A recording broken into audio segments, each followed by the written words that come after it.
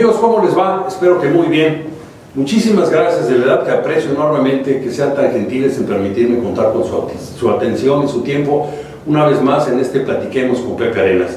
Hoy tengo un invitado que ya ha estado en ocasiones anteriores y que va a seguir estando porque ya le gustó y yo estoy encantado con ello también, porque además de ser un extraordinario amigo, tiene muchas cosas que decir. Estamos hablando de su trayectoria profesional, empezamos desde la secundaria, si no me acuerdo mal, y todavía nos falta, porque tiene mucho más que decir. Armando Ramírez Saldívar, médico extraordinario y mejor amigo todavía. Gracias por estar aquí. Pepe, como siempre, muchísimas gracias por la generosa hospitalidad de tu programa. También les envío un gran saludo muy cariñoso a todas las personas que me lo han demandado. Pepe, me dicen, doctor, ¿cuándo nos va a mandar el siguiente video? No lo hemos visto en Tlahueca News, o ya lo buscamos y no aparece. ¿Qué pasó? Le dije, no, pues espera, son problemas de logística, tenemos que ponernos de acuerdo con Pepe. Pero una vez más aquí, Pepe, muchas gracias. Cumpliéndole al amigo y cumpliéndome a mí mismo en un proyecto de vida que tú sabes cuál es, sí, y que de alguna forma vamos a darle conclusión. Por supuesto, tus órdenes, Pepe. Muchas gracias. Quiero, antes que otra cosa, darle gracias a las personas que gentilmente me hicieron favor de hacer alguna mención, entre ellos precisamente el doctor Ramírez Saldívar, porque me atreví a poner en mi muro una constancia clara de que hace 40 años, el día 4 de octubre de 1978, recibí, después de un examen muy difícil, de veras muy difícil, me salí de panzazo en el examen, mi certificado como locutor de radio y televisión. Ese certificado significa mucho para mí. Yo empecé en el 71 en Radio UNAM con mi primer programa que se llamó Los Jóvenes Comunican, y ya luego conseguí el certificado sabiendo que me iba a costar mucho trabajo, porque entérate, mi querido Doc, que era un examen que te hacían como si fuera un examen profesional. Bueno, tenías que pasar por un examen de cultura general, manejo de idiomas, por lo menos aprender a decir 3 o 4 cosas en otros idiomas, porque se supone que ibas a estar justamente frente a una cámara y con un micrófono diciendo cosas que no sabías. Y no solamente eso, había 3 sinodales, es decir, había un sínodo en el que 3 personas que tenían muchos años más de experiencia, creo que a mí me tocó Pedro Ferriz, que luego fue mi jefe, por cierto, en Notimex. Creo que él fue uno de, ya no recuerdo ahorita, hace 40 años ya, de esto, quienes fueron quienes me hicieron el examen. Pero luego llega un expresidente que ahora dice que se arrepiente por su política equivocada a propósito de la restricción de la producción y consumo de la marihuana. Pues no fue el único que se equivocó, también se equivocó porque quitó el examen. Y entonces ya ahora, hoy día, cualquiera puede, teniendo una amistad en una radiodifusora, decir que estuvo 30 o 40 horas detrás de un micrófono, se lo firman y con esa razón ya... Oye, qué padre, yo voy a cumplir 30, 40 horas, así que sí. De Tlahueca News te vamos a entregar un certificado. Mi certificado de horas. Sí, es una pena. Pero bueno, alargué mucho la introducción. Muchas felicidades, Muchas gracias. Muchas felicidades. Pido una disculpa por ella, pero bueno, pues si soy locutor hablo, entonces ya lo demostré.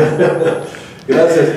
Armando, ¿en qué nos quedamos en la emisión anterior? Estábamos hablando ya de, bueno, esta formación tuya tan amplia que has tenido, particularmente en un área tan difícil de entender para los que no nos dedicamos a esta cuestión, que es el estar en urgencias.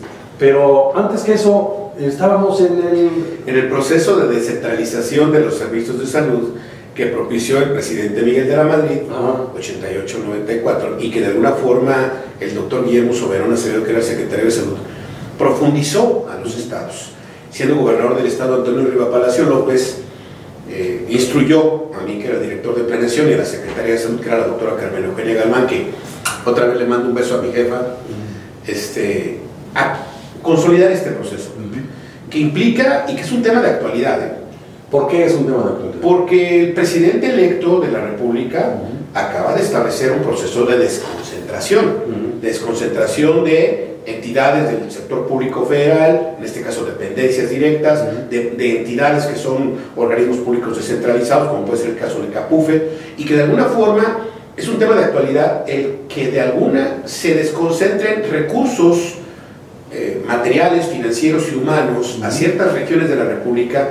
Yo entiendo el objetivo, que es todo un proceso, porque yo lo viví aquí en Morelos, y que eso permita distribuir de cierta forma la riqueza del país. Creo que es una buena idea, pero que no va a ser no es un tema cortoplacista, es un tema de mediano y largo plazo, porque aquí lo vivimos. En aquel entonces el presidente de la Madrid desconcentró Capufe, que es una entidad paraestatal del gobierno. Ahora parece que viene con la CID para acá. Por eso, pero viene, quiere decir 6 a 8 años. Sí, claro. Máximo, No va a llegar pasado mañana. Llega pasado mañana, Sí. porque el impacto que tiene en las regiones a donde se van a sentar este tipo de dependencias federales es muy amplio. Simplemente es un impacto en vialidad, habitacional, es un impacto en recolección de basura para los municipios, es un impacto en vivienda, en oferta de vivienda, es un impacto en servicios de todo tipo, y eso tiene que calcularse. Claro. No se puede ser irresponsable y mandar una dependencia más por decreto y decir, pues que vaya a la Secretaría de Salud a Chilpancingo. ¿Y cómo funcionó entonces? Bueno, gradualmente. Yo creo que las políticas públicas en ese aspecto tienen que ser graduales, claro, y tienen que ser casuísticas. Me explico. Graduales porque tienen que medir los tiempos y movimientos que van a tener el movimiento de recursos humanos, materiales y financieros con respecto a sus derechos laborales a las regiones del país, primero. Y segundo, porque hay un aspecto que tenemos que calcular, y que ese cálculo es que las dependencias sigan funcionando. Y el seguir funcionando no es nada fácil, no es nada fácil porque las normatividades y las estrategias y los programas federales impactan en muchos estados de la República. Conste que estamos hablando de una estrategia de desconcentración. Sí. La descentralización es otra historia porque me tocó 88-94, lleva 3 etapas muy concretas. Primero es una integración orgánica. Y en aquel entonces existían hospitales civiles, Cuernavaca, aquí en Avenida Morelos, Cojutla, Cuautla específicamente, y que deberían tener una integración orgánica y desaparecer jurídicamente lo que llamamos servicios estatales de salud, para fusionarse con los servicios coordinados de salud pública en los estados, que eran del gobierno federal. A partir de esa integración orgánica primera, seguir con la oferta de servicios, no parar los servicios del Hospital Civil, usar Cuernavaca como ejemplo, no parar los servicios del Hospital Civil e iniciar el proceso de servicios en lo que ya teníamos como el Hospital Parres de Cuernavaca. Los primeros, por cierto que en mi hospital, le mando un saludo a todos mis compañeros del Hospital Parres, 24 años funcionando a partir del día, si no mal recuerdo, 4 de octubre, si hay algún compañero mío, pues me lo recuerde mejor, y que de alguna forma son 24 años de esa integración orgánica del Hospital Civil con el Hospital General de Cuernavaca. De los cuales tú tienes 20 años dedicado ahí, los fines de semana y los días festivos en el área de urgencias. A eso me refería yo. Yo no me puedo imaginar que de repente llega alguien con una pata rota o con un ojo en la mano. Debe ser una cosa no, hay que hacer para eso. Han llegado con muchas otras cosas más en la mano. Pero bueno, esa integración orgánica es una etapa. Luego viene la consolidación jurídica, porque en los estados no existían leyes estatales de salud. Existía una ley general de salud, que es un paraguas desde el río Bravo hasta el río Suchiate, de Veracruz hasta Acapulco, todo el territorio nacional. Ley general, siempre digo yo, con G de gato, porque no se confunde ley federal con F de foca. Entonces, ley federal es una cosa y ley general es otra.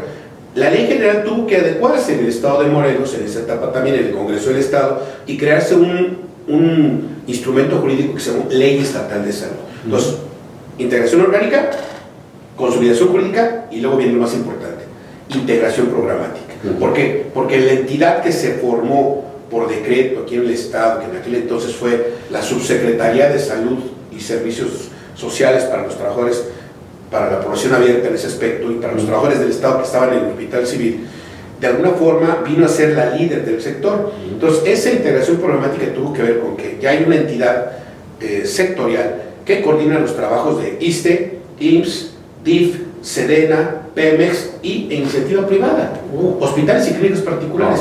Así lo mandata la Ley Estatal de Salud y se forma una coordinación del sector donde se derivan una serie de programas, desde programas básicos como la vacunación universal, que en aquel entonces se creó, hasta programas de control y fomento sanitario, hasta programas de vigilancia epidemiológica.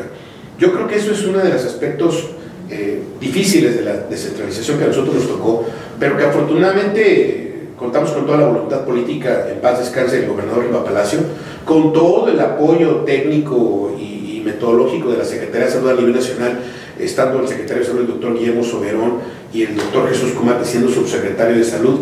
Me recuerdo muy bien al director general de Planeación y Evaluación de la Secretaría de Salud, Gonzalo Gutiérrez Trujillo, que nos convertimos en una entidad capacitadora. Primero nos invitaron a un curso a finales de 88 que se llamó Formación de Líderes. Yo participé en ese curso y de esa formación de líderes salieron 5 centros de capacitación regional para todo el país, y tu servidor se convirtió en el coordinador de un centro de capacitación regional que impactó en estados como Michoacán, como Guerrero, como la parte de Oaxaca, como la parte de Campeche. Hasta llegamos. Morelia, ¿no? Incluido Morelia, Morelia será la sede. Pero que había otro centro en la parte sureste, otra parte en el occidente, otra parte en el oriente, otra parte en el noreste, y así. Y afortunadamente desarrollamos tantas estrategias de planeación y de programación en Morelos, que fuimos ejemplo y monitor para otros estados de la República para llevar nuestras estrategias de planeación que estábamos teniendo aquí para consolidar la descentralización de los servicios de salud a los estados de la República. Bueno, ese fue el origen, pero estás hablando de hace 30 años, estás hablando del 88. 88-94, exactamente. Okay. ¿Qué pasó después? Es decir, ¿en qué momento nos encontramos ahorita? ¿Qué ha ocurrido con eso? Porque después se crea otra entidad que se llama el Seguro Popular. Bueno, pero el Seguro Popular es un programa. Tenemos que entender que la institución que sectoriza los servicios de atención médica en el país es la Secretaría de Salud Nacional, aquí es la Secretaría de Salud Estatal, y de ella depende la Dirección General de Servicios de Salud, que antes eran los servicios coordinados en pública en los estados. Y que esta situación nos debe llevar a una situación en la que, primero, es facultad del gobierno en turno, a través de la Secretaría de Salud, la denominación. A la Secretaría ha pasado por Subsecretaría de Salud y de Seguridad Social, Subsecretaría de Salud nada más, Secretaría de Salud y la entidad que coordina los trabajos del sector salud en el Estado. Eso es en el aspecto institucional, la organización. El aspecto programático se ha profundizado más, porque yo he visto programas, por ejemplo, el de los comités jurisdiccionales que tienen y el Comité Estatal de Prevención y Control de la Muerte Materna, de la mortalidad infantil, que han profundizado sus acciones. ¿A dónde se ha quedado esa descentralización? Nos quedamos en una parte trunca. La parte trunca se dio una situación de estatus, de quedarse un poquito fija la descentralización, porque la idea del maestro Soberón y en aquel entonces del doctor Cumate era profundizar a lo que se llamaban sistemas locales de salud. Me explico. El sistema local de salud tenía que ver ya más con el componente jurisdiccional de la Secretaría de Salud y con el componente de los municipios. Era dotar de atribuciones, igual por ley, atribuciones en materia de regulación y salubridad local, que son competencias municipales, a los municipios. Ahorita hay 3 tipos de salubridad. La salubridad general exclusiva, me doy un ejemplo, la que se aplica en los aeropuertos. Salubridad general exclusiva, que lo regula la Secretaría de Salud Nacional. Salubridad general concurrente, que convergen los estados con la federación para poder establecer medidas de control sanitario y de vigilancia epidemiológica.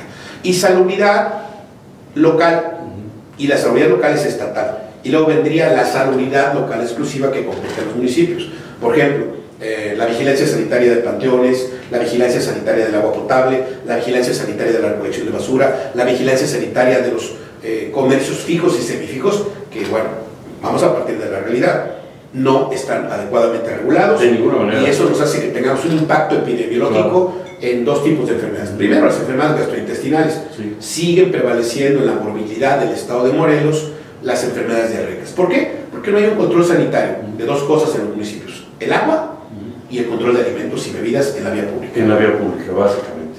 Es que es lo que no terminamos de entender. Tenemos el gusto de la grasa, nos encanta comer cosas grasosas, cosas picantes, y no es suficiente. Voy a hacer una digresión aquí. Alguna vez en casa, cuando era yo pequeño, estaba yo en la primaria, mi mamá dispuso hacerme, no sé si eran pepinos o jícamas o rábanos o las 3 cosas, en un platón muy bonito, muy bien presentado, con su chilito, piquín, su limón y todo lo demás. Y dije, mamá, a esto le falta la mugre. No sabía igual. No es lo mismo que sales de la escuela, en la primaria, y ves cómo la señora mete en una cubeta sucia, así, el rábano, ¿no? Lo mete así. luego le hace como que le quita un poco de la cáscara, le echa harta sal y luego lo embute en un bote en donde está el chile piquín. Ya se me antojó, el chile piquín, de verdad se me antojó. Y él entonces te lo entrega, le entregas el dinero y con esa misma mano puedes hacer la misma operación. Esos son los anticuerpos que nos permiten seguir vivos a los mexicanos. Sí, pues, acuérdate que ese equilibrio que debe de haber entre el tubo digestivo que está en contacto con el ambiente, que es nuestro medio de contacto con el ambiente, las defensas que tenemos del organismo, ese es el equilibrio que se está perdiendo. O sea, eso que tú hablas de patrones culturales, casi costumbres en algunos lugares de nuestro país y en muchas regiones de nuestro estado, son lo que afecta la salud pública del estado, son lo que hace que haya mayor incidencia de enfermedades diarreicas a un costo que a un costo altísimo. Porque no nada más es el costo que implica la atención médica de este tipo de pacientes, que los tenemos por temporadas, más si es zona de estiaje, peor, más si es área de calor, mayor, sino también el impacto para el propio desarrollo del niño. El niño en esas circunstancias pierde proteínas, pierde bacterias positivas, pierde flora intestinal con las evacuaciones diarreicas que a veces no se reponen o que se reponen difícilmente, y eso hace que haya una inadecuada nutrición, y eso impacta en el desarrollo y en el crecimiento del niño. Lo debemos evitar. La responsabilidad es en tal caso de la autoridad. Exacto, la autoridad sanitaria tiene que decirle, a ver, sí vas a vender tus jícamas con chile, pero vas a manejar sanitariamente el alimento. ¿Qué es manejar sanitario el alimento? Pues que tenga las manos limpias, que uses guantes para manejar el dinero, que el agua que uses, tú la has visto, Pepe, yo también la he visto, pues casi es petróleo, ¿no? Meten ahí 20 veces y ahí lavan los trastes. Bueno, puedo hablarte de cualquier comercio ambulante que vende comida en Cuernavaca y que no está regulado sanitariamente. De ninguna manera. Y que lo único que pasan los inspectores municipales y algunos probablemente estatales es por su lana, ¿no? Sí. Entonces, esa es una corrupción que tenemos que acabar porque impacta en la salud pública de nuestros habitantes. Sí. Y una función del Estado, el Estado como concepción otra vez jurídica y democrática, tenemos que entenderlo, es que darle seguridad a sus ciudadanos. ¿Y qué seguridad mejor tienes que tener que la seguridad de tu salud? Bueno, pero ahí hay una parte muy importante que tiene que ver con la responsabilidad personal. Es decir, quienes consumen esos productos, por llamarlos de alguna manera, pues ya no son solamente los niños que están en la secundaria o en la primaria, somos adultos. Y los adultos permitimos que los niños hagan eso, vayan y compren eso. Mi mamá tenía la intención contraria y fue imposible. Le gané, ¿por qué? Pues porque me gustaba mucho más el chicharrón que cogía. Lo recuerdo también, se me va otra vez agua de la boca. Era la tortilla aquí en la mano y luego el chicharrón de harina. Eso fue un invento de este hombre que lo hizo rico, casi rico. Lo hacía polvo, lo ponía aquí, después ponía un poco de crema a la tortilla, le hacía así y con el chile. Ahora, ahí estaba por 20 centavos el taco, pues yo esperaba tener siquiera 40 centavos para comerme dos. No obstante que iba yo a mi casa a comer, iba yo a comer las cosas sabrosas que hacía mi abuela o que hacía mi mamá. No, yo tenía que pasar por eso y por mi barquillo de nieve de limón. Eso era la costumbre, que luego se hizo hábito y luego del hábito ya pasó a ser ley. Pues yo le metía eso, ¿no? Como todos. Pero eso es responsabilidad de nosotros también. Sí, pero... Cuando tú hablas del Estado, hay que recordar que el Estado está compuesto no solamente por el gobierno, sino también por la nación. La nación somos nosotros, el pueblo. El pueblo tiene que hacer la parte que le corresponde. Sí, pero el pueblo tiene que estar informado. Sí, a eso iba yo precisamente. Esto que estamos haciendo ahorita nosotros es dar una idea de que los medios de comunicación, particularmente los del Estado, deberían pasar este tipo de información, de decirle a la gente, ok, es bajo su responsabilidad. Si usted quiere ir a comer eso, pues acepte las consecuencias que pueden llevarlo al hospital incluso. Te voy a dar un ejemplo. O a morir además. Te voy a dar un ejemplo estas son enfermedades afortunadamente curables y controlables, enfermedades diarreicas. Pero hay ejemplos de enfermedades incurables. El Estado tiene la obligación de decirle, tienes que usar preservativo en tus relaciones sexuales. Sí. Es tu responsabilidad si lo usas o no lo usas. Y ahí viene el control de enfermedades de transmisión sexual que van desde la gonorrea, la sífilis hasta el VIH-Sida. ¿Cuál es el punto fundamental de esto? El Estado tiene que cumplir con su función, pero el Estado tiene órdenes de gobierno, mal llamados niveles por algunos ignorantes de la política. Esto no es una casa. Sí. Ni es de pisos, claro, es órdenes de gobierno, y la palabra orden es un concepto general. pero específico a la vez. Para todo, sí. ¿Qué es? Poner orden. Poner orden en el municipio, poner orden en el estado, poner orden en la federación. Esto nos permite que al poner orden tú apliques normas y procedimientos de carácter sanitario que le garanticen al ciudadano el control sanitario de alimentos y bebidas en puestos fijos, semifijos y ambulantes, y que no estos dos últimos sean sujetos de una corrupción, que yo he visto inspectores que dicen, oye, yo no me quiero jubilar de los servicios de salud, estoy en control sanitario, ahora COFEPRIS, ¿no? No, yo me quiero jubilar, ¿por qué? Pues porque ganan más afuera que adentro. Por supuesto. Entonces, Pepe, lo que tenemos que evitar son dos aspectos: la corrupción de ese tipo de individuos, de ese tipo de acciones, que es tolerada por ignorancia o por lo que quieras, o por negligencia, y el efecto en la salud pública. A mí me preocupa el efecto en la salud pública, porque siguen siendo enfermedades que impactan en el desarrollo de los niños, porque siguen siendo enfermedades que impactan en la circunstancia de vida de adultos y de ancianos. Y que impactan también el desarrollo del país mismo, porque estamos gastando enormes cantidades de dinero, ya no en prevención, sino en corrección de lo que ocurre ya en hospitales y sanatorios. Y esto es una acción preventiva. Sí. Esto, Pepe, es una acción preventiva que los señores legisladores, y le hago un exhorto a los señores legisladores del Estado, tienen que profundizar en las competencias municipales en materia de control sanitario de alimentos y bebidas y darle la carga correspondiente a la Federación y la carga correspondiente al Estado. ¿Cuáles son mis competencias ahora la COFEPRIS en materia de salubridad local, exclusiva o concurrente? Bueno, ¿cuáles son las competencias que tienen en materia de salubridad local? Y en la legislatura actual hay personas que han pasado por el municipio, Por cierto. Entonces hay expresidentes municipales. Sí. Entonces yo creo que la competencia es, a ver, lo que no hice como presidente municipal porque no tenía las normas, porque no tenía los reglamentos, pues lo voy a hacer ahora como legislador para que la ley estatal profundice en materia de salud pública. Y por otro lado, aprovechando ese camino que debieran caminar los legisladores, hacer más rígida la ley en el sentido de el castigo que debe recibir quien se presta a la colusión y a recibir ese dinero por la vía de la corrupción para incrementar sus ingresos personales, sin importar el efecto que causa en la población y en la salud, ¿no? Yo creo que esa es la parte que nos hace falta en nuestra cultura, así como todas las del chicharrón y de la jícama con chile. Yo te podría ver que hemos tolerado ese tipo de situaciones. Y esa tolerancia a esa mini corrupción o corrupción individual tiene que ver con el inspector sanitario, tiene que ver con el de tránsito. Pero yo siempre he dicho que para que haya una corrupción es un binomio. Sí, el que agarra la vaca de la vaca y el que se corrompe y el que corrompe, ¿no? Obvio.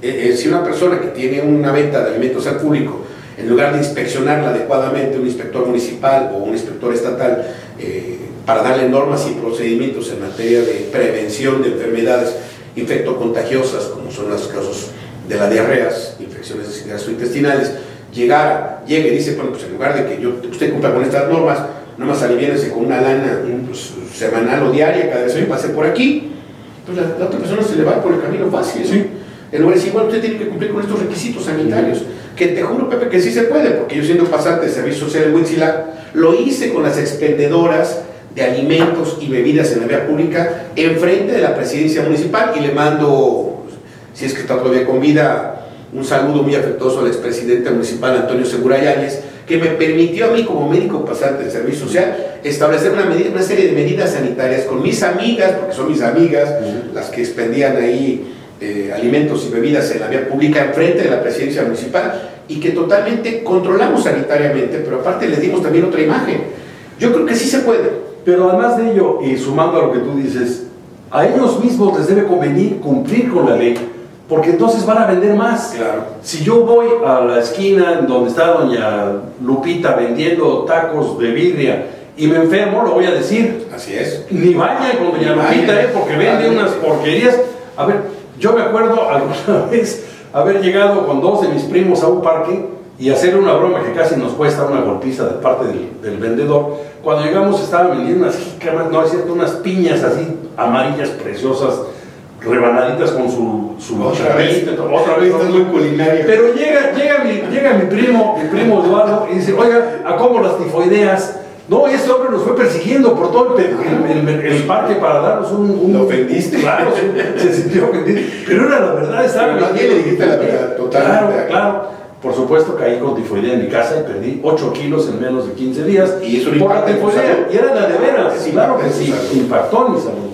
Por eso estoy así como estoy actualmente. Entonces, ese proceso, retomando el camino de descentralización de los servicios de salud, en el caso específico, porque ha habido muchas descentralizaciones, una de ellas, en este sexenio que está por terminar, fue revertida, la descentralización educativa. Sí. Hubo una concentración otra vez de los recursos humanos y financieros a la Secretaría de Educación Pública Federal. ¿Para qué? Pues para que el control que tenían los gobernadores de los estados en las instituciones que se formaron por ley, como es el caso del IEBEN, pues no tuvieran el manejo absoluto de los recursos humanos, porque eso empezó a generar corrupción. ¿Cuántos maestros no tenían doble plaza y ni siquiera estaban frente a grupo? Y algunos de ellos hasta políticos. Bueno, no políticos, representantes populares, porque es muy diferente ser político a ser representante popular. Pero Pepe, es parte de los efectos. Yo digo que somos una sociedad adulta que puede profundizarse en la descentralización de la vida nacional, no solo la desconcentración, la descentralización de la vida nacional, porque estamos en otra etapa de nuestra vida social, política y económica que nos debe permitir consolidar este tipo de procesos y tratar como adultos a los municipios y a los estados. El paternalismo federal tiene que acabarse, si es que es la intención del nuevo régimen electo, del nuevo gobierno electo federal. Debe acabarse ese paternalismo. Debe de creer que los estados de la República son adultos y, como dice la Constitución General de la República, autónomos. Y autónomo quiere decir, yo me doy a mí mis propias normas de funcionamiento en lo que no afecte a la federación para propiciar crecimiento, desarrollo político, económico y social. Y buscar la autonomía económica también, claro. No depender de la federación, Sí, claro. Que finalmente la federación depende de los estados. Hay algunos estados que aportan mucho para que otros recibamos, como es el caso de Morelos, en donde lo que nosotros tenemos aquí como presupuesto proviene casi en un 96% de la federación y no somos capaces de producir más allá de un 4%, lo cual es muy penoso. Claro. Bien, bueno, pues vamos a dar por concluida esta primera plática del mes de octubre con el doctor Ramírez Saldívar, que amenaza a estar aquí dentro de 15 días, el próximo jueves, cosa que me va a dar mucho gusto que ocurra. Yo te agradezco mucho, de verdad, Armando, el que te tomes el tiempo y que tengas la voluntad de acompañarme en estas emisiones, porque estoy cierto de que lo que estás aportando, lo digo porque me lo han comentado también a mí algunos amigos y compañeros y en fin, hasta familiares, lo que estás aportando yo creo que es valioso, y la prueba de lo que platicamos hoy, gracias a esa experiencia que tú tuviste, es la muestra de ello precisamente. Te espero dentro de 15 días por aquí. Estoy a tus órdenes y, como siempre, un saludo a todos los ciudadanos, a todo el público que nos ve atrás de esa cámara con mucho respeto, y que lo que aquí decimos lo hacemos con un gran propósito: fomentar la cultura, fomentar la educación, fomentar los valores, fomentar una serie de situaciones que desafortunadamente la transición por la que hemos pasado del 2000 para acá se han diluido. Yo creo que ese sería uno de los objetivos de esta serie de intervenciones. Sin duda. Y muchísimas gracias. No, gracias a ti. Como gracias a ti. Y gracias a ustedes que fueron tan gentiles en permitirme una vez más contar con su atención. Los convoco para que el próximo martes me hagan favor de estar otra vez aquí. No sé todavía con quién, pero seguramente, como es el caso, otro amigo me hará favor de venir aquí a tomar este cafecito, a platicar con su amigo Pepe Arenas. Páselo bien.